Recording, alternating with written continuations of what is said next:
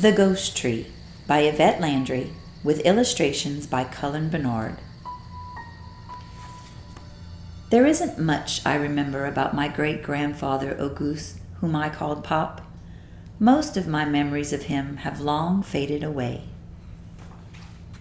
Some nights, if I close my eyes and try really hard, I can vaguely recall his long gray beard and how it rested on his oversized belly, the big white horse he used to ride to visit his old aunt in St. Martinville, and the smell of coffee always faint on his breath.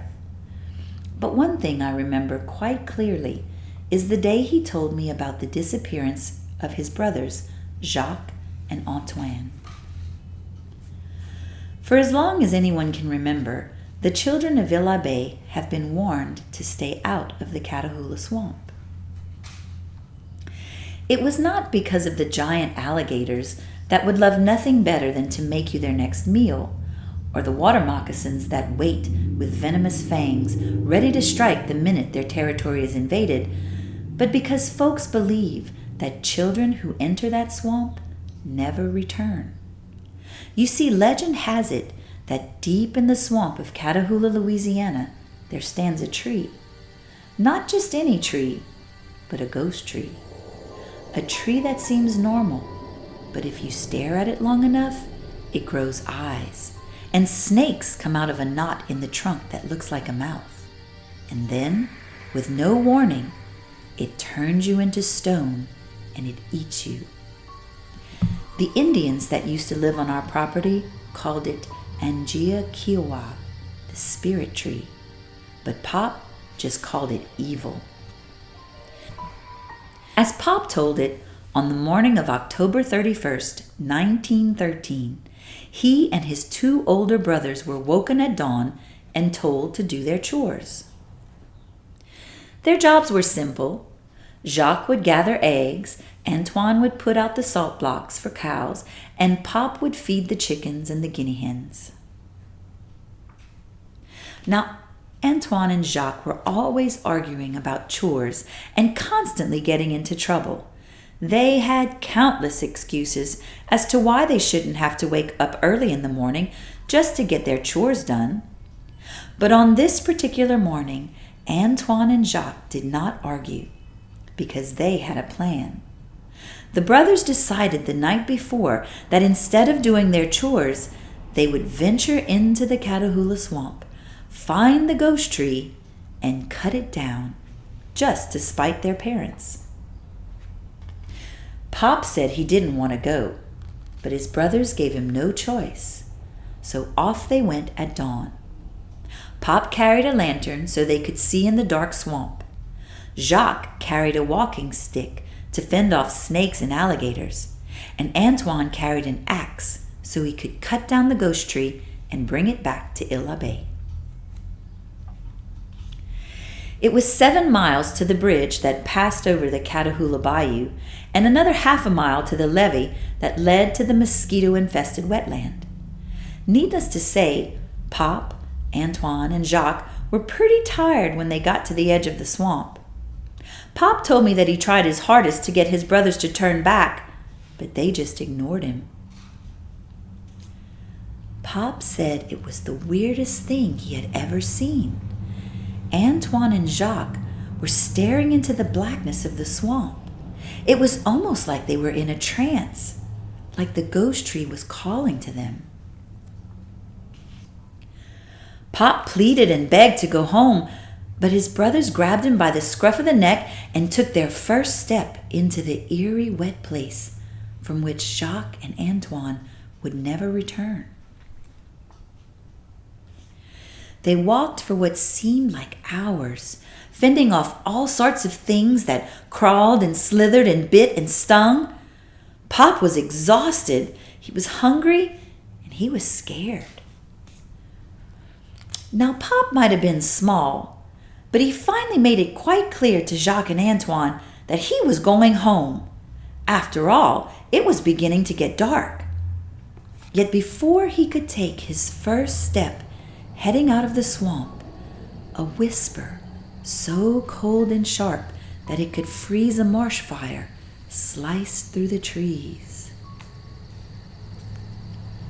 Pop froze in his track. The hair on the back of his head stood on end.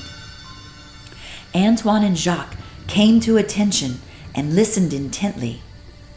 1 second passed. 2 seconds passed. 3 seconds passed. And then, just as a snapping turtle wiggles its tongue to lure its prey, the whisper cut through the trees again. Only this time, Antoine didn't just stand. He took off, running deeper and deeper into the swamp, into the whisper, with Jacques and Pop in tow. Just when they were about to drop from sheer exhaustion, the boys came upon a clearing where the biggest, blackest, deadest-looking tree they had ever seen stood. The ghost tree was real. Pop told me he yelled for his brothers not to look at the tree, and then dropped to his knees in the smelly muck, covered his head, and yelled to his brothers again. But it was too late. Antoine and Jacques stood in front of the ghost tree, staring. Axe and stick in hand, Pop's brothers were frozen, and not just from fear. For on that tree appeared 2 giant eyes, blacker than any swamp mud in the world and deeper than the Mississippi River. Suddenly, 2 icy beams shot out of those eyes like bolts of lightning and froze the brothers, turning them into stone. Nothing but their eyes moved. Pop remembered hearing whimpers coming from the direction of his brothers, but he was too scared to lift his head. And then, without warning, the hissing started. At first, it was only a faint hiss, like air being let out of a tire. But within a matter of seconds, from a knot in the ghost tree, opened a mouth with hundreds of snakes extending in every direction, slithering and twirling and coiling their way around Jacques and Antoine's frozen bodies. The boys whimpered louder, but it was no use.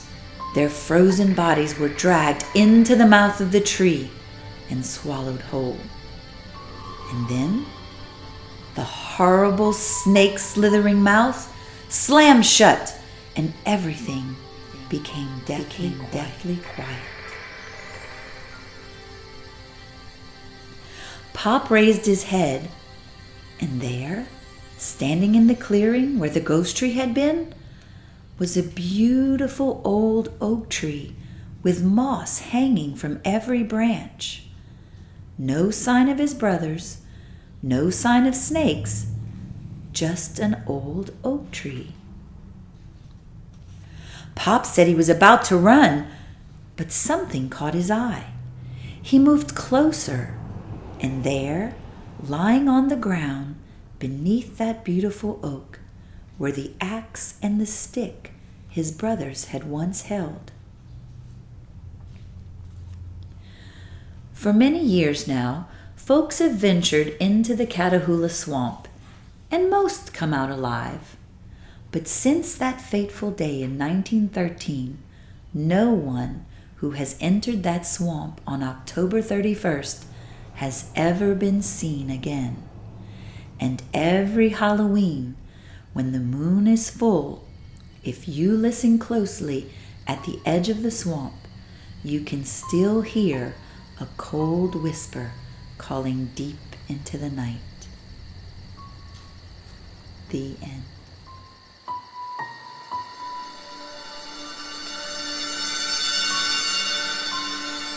You are listening to Confetti Park, brought to you by ConfettiPark.com.